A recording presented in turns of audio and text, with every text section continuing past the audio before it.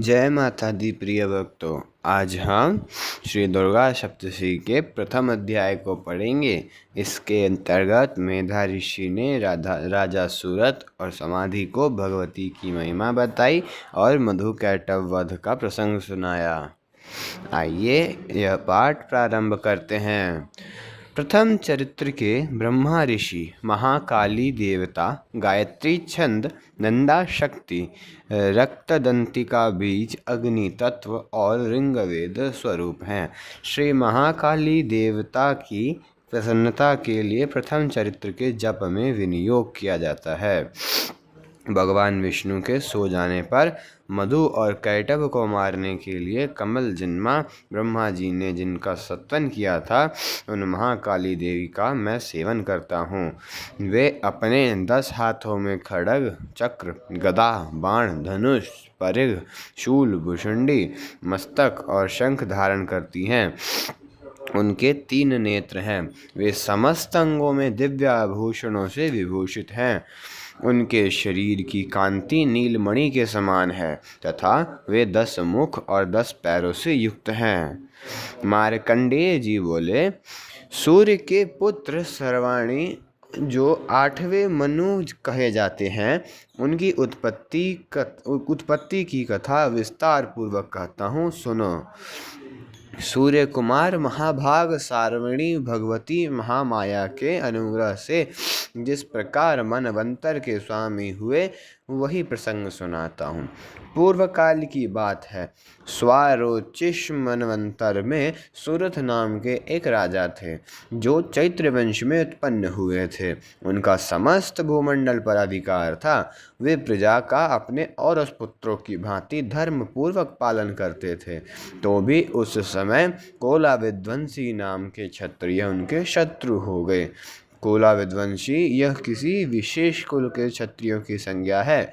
दक्षिण में कोला नगरी प्रसिद्ध है। वह प्राचीन काल में राजधानी थी। जिन क्षत्रियों ने उन पर आक्रमण करने के लिए उनका विध्वंस किया, वे कोला विध्वंसी कहलाए। राजा सूरत की दंडनीति बड़ी प्रबल थी।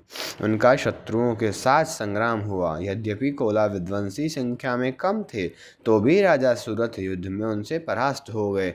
तब वे युद्ध भूमि से अपने नगर को लौट आए और केवल अपने देश के राजा होकर रहने लगे।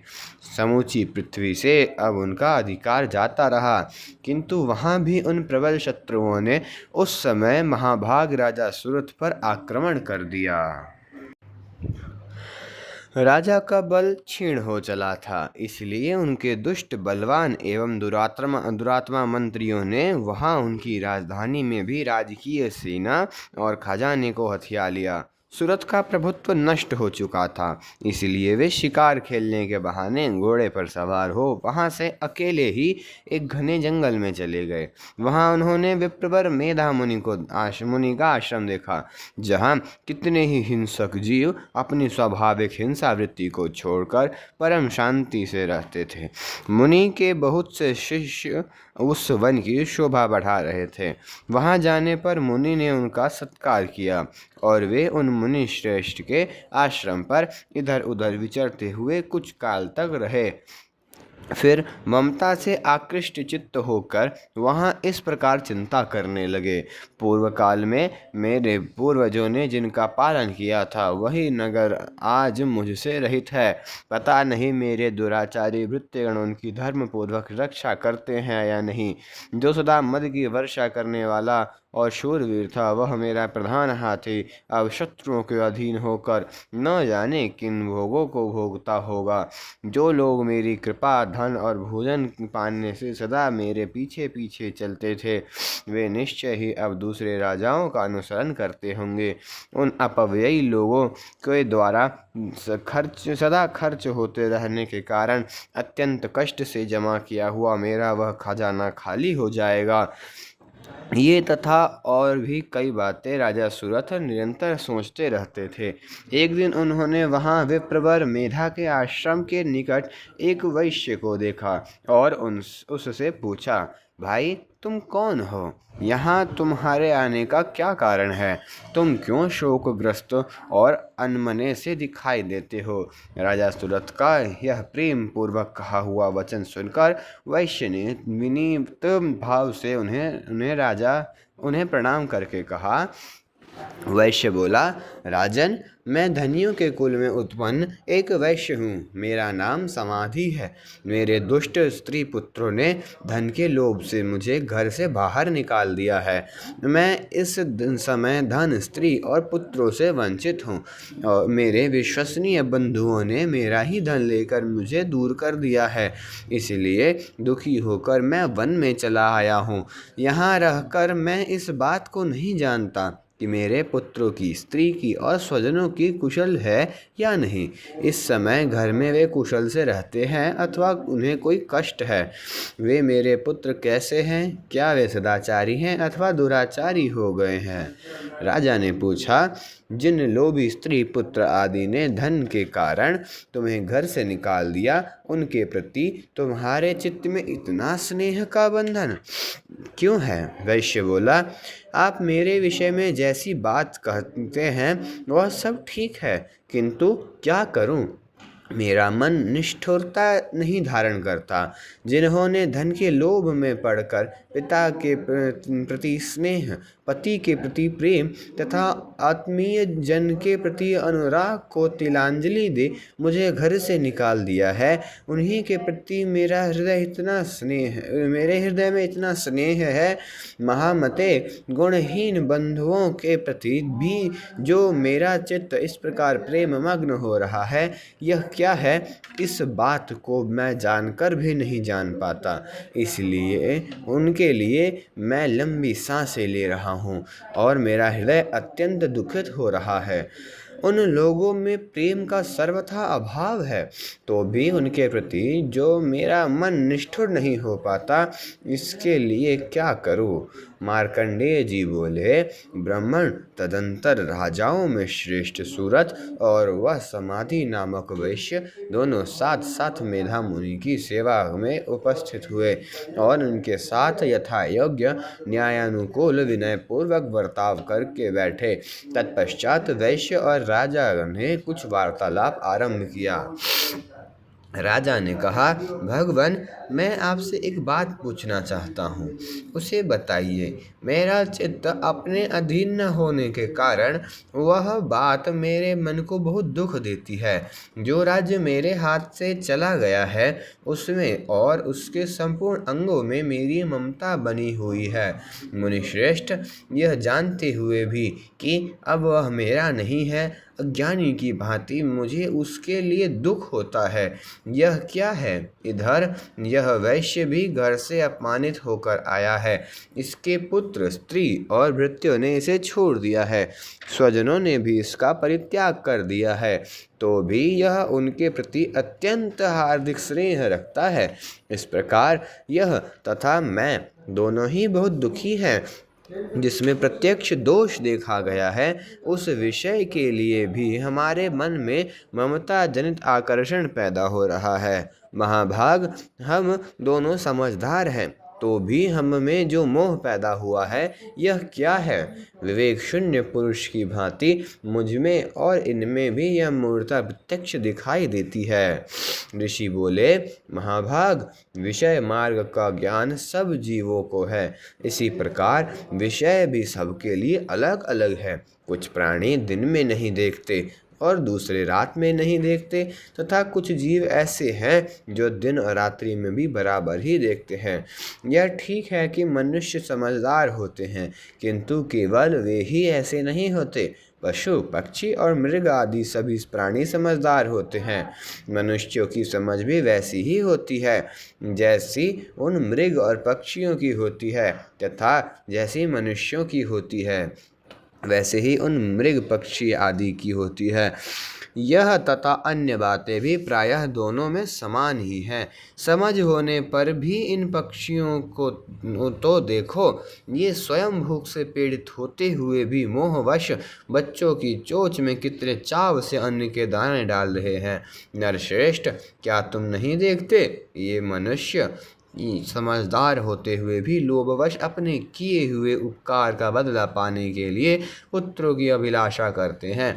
यद्यपि उन सब में समझ की कमी नहीं है, तथापि वे संसार की स्थिति, जन्म मरण की परंपरा बनाए रखने वाले भगवती महामाया के प्रभाव द्वारा ममतामय भंवर से युक्त मोह के गहरे गर्त में गिराए गए हैं।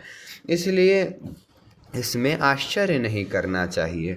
जगदीश्वर भगवान विष्णु की योग निद्रा रूपा जो भगवती महामाया है, उन्हीं से यह जगत मोहित हो रहा है। वे भगवती महामाया देवी ज्ञानियों के भी चित्त को बलपूर्वक खींचकर मोह में डाल देती हैं। वे ही संपूर्ण चराचर जगत की सृष्टि करती हैं तथा वे ही प्रसन्न होने पर मनुष्यों को मुक्ति के लिए वरदान देती हैं। वे ही परा विद्या, संसार बंधन और मोक्ष की हेतुभूता सनातनी देवी तथा संपूर्ण ईश्वरों की भी अधीश्वरी हैं।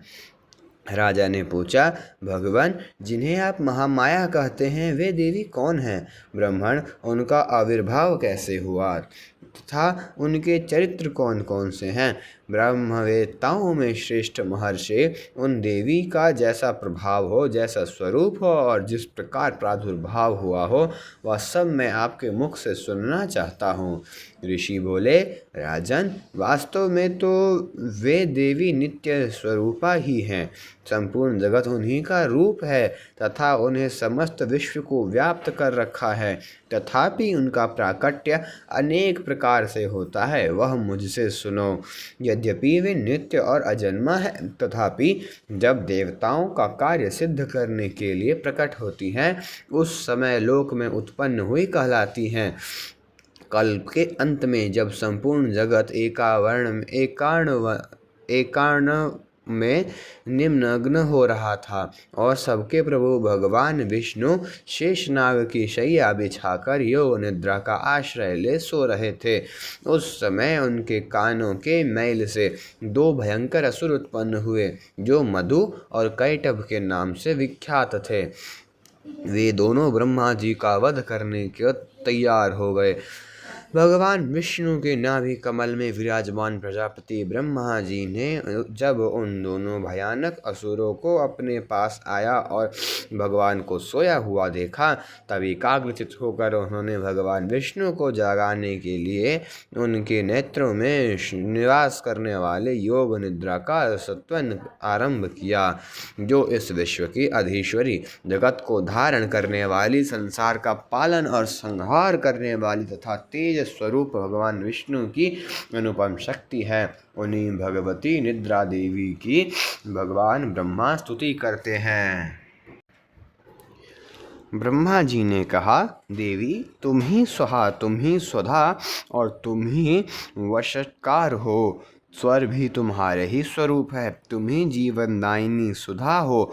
नित्य अक्षर प्रणव में अकार, उकार, मकार, इन तीन मात्राओं के रूप में तुम ही स्थित हो तथा इन तीनों मात्राओं के अतिरिक्त जो बिंदु रूपा नित्य अर्ध मात्रा है, जिनका विशेष रूप से उच्चारण नहीं किया जा सकता, वह भी तुम ही हो। देवी, तुम ही संध्या, सावित्री तथा परम जननी हो।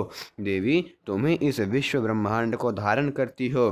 तुमसे ही इस जगत की सृष्टि होती है, तुम ही से इसका पालन होता है और सदा तुम ही कल्प के अंत में सबको अपना ग्रास बना लेती हो। जगन्मयी देवी, इस जगत की उत्पत्ति के समय तुम सृष्टि रूपा हो, पालन काल में स्थिति रूपा हो तथा कल्पांत के समय संहार रूप धारण करने वाली हो। तुम ही महाविद्या, महामाया, महामेधा, महास्मृति, महामोह रूपा महादेवी और महासुरी हो। तुम ही तीनों गुणों को उत्पन्न करने वाली सबकी प्रकृति हो। भयंकर काल रात्रि, महारात्रि और मोहरात्रि भी तुम ही हो।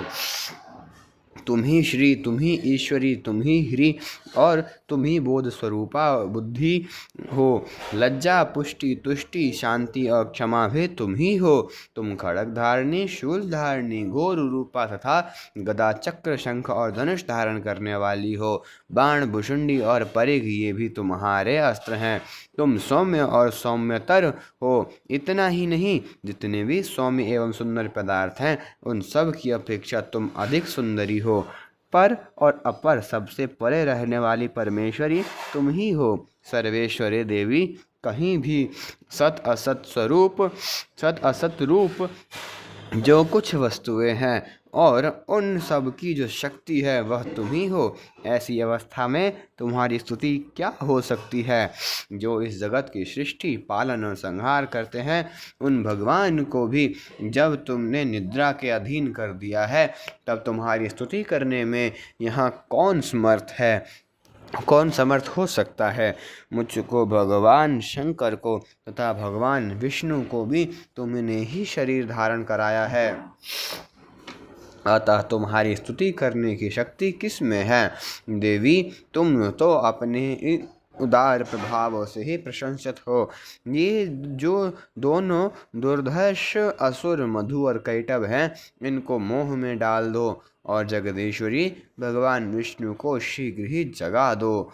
साथ ही इनके भीतर इन दोनों महान असुरों को मार डालने की बुद्धि उत्पन्न कर दो। ऋषि कहते हैं, राजन, जब ब्रह्मा जी ने वहाँ मधु और कैटभ को मारने के उद्देश्य से भगवान विष्णु को जगाने के लिए तमोगुण की अधिष्ठात्री देवी योग निद्रा की इस प्रकार स्तुति की, तब वे भगवान के नेत्र, मुख, नासिका, बाहु, हृदय और वक्षस्थल से निकलकर अव्यक्त जन्मा ब्रह्मा जी की दृष्टि के समक्ष खड़ी हो गई। योग निद्रा से मुक्त होने पर जगत के स्वामी भगवान जनार्दन उस एक कारण के जल में शेष नाग की शैया से उठकर जाग उठे। फिर उन्होंने उन दोनों असुरों को देखा। वे दुरात्मा मधु और कैटभ अत्यंत बलवान तथा पराक्रमी थे और क्रोध से लाल आंखें किए ब्रह्मा जी को खा जाने के लिए उद्योग कर रहे थे। तब भगवान श्री हरि ने उठकर उन दोनों के साथ 5000 वर्षों तक केवल बाहु युद्ध किया। वे दोनों भी अत्यंत बल के कारण उन्मत्त हो रहे थे। इधर महामाया ने भी उन्हें मोह में डाल रखा था, इसलिए वे भगवान विष्णु से कहने लगे, हम तुम्हारी वीरता से संतुष्ट हुए, तुम हम लोगों से कोई वर मांगो। श्री भगवान बोले, यद्यपि तुम दोनों मुझ पर प्रसन्न हो तो अब मेरे हाथ से मारे जाओ। बस इतना सा ही मैंने वर मांगा है, यहाँ दूसरे किसी वर से क्या लेना है।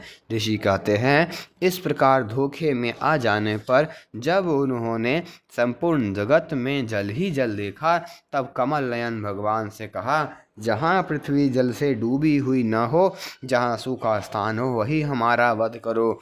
ऋषि कहते हैं, तब तथास्तु कहकर शंख, चक्र और गदा धारण करने वाले भगवान ने उन दोनों के मस्तक अपनी जंघा पर रखकर चक्र से काट डाले। इस प्रकार ये देवी महामाया ब्रह्मा जी की स्तुति करने पर स्वयं प्रकट हुई थी। अब पुनः तुमसे उनके प्रभाव का वर्णन करता हूँ, सुनो। इस प्रकार श्री मार्कंडेय पुराण में सार्वणिक मनवंतर की कथा के अंतर्गत देवी महामात्य में मधु कैटभ वध नामक पहला अध्याय पूरा हुआ। अगर आपको पहला अध्याय अच्छा लगा हो तो वीडियो को लाइक करिए। ऐसे ही और वीडियो देखने के लिए चैनल को सब्सक्राइब करिए तथा अन्य भक्तों के साथ शेयर करिए। कल आपको द्वितीय अध्याय की वीडियो मिल जाएगी।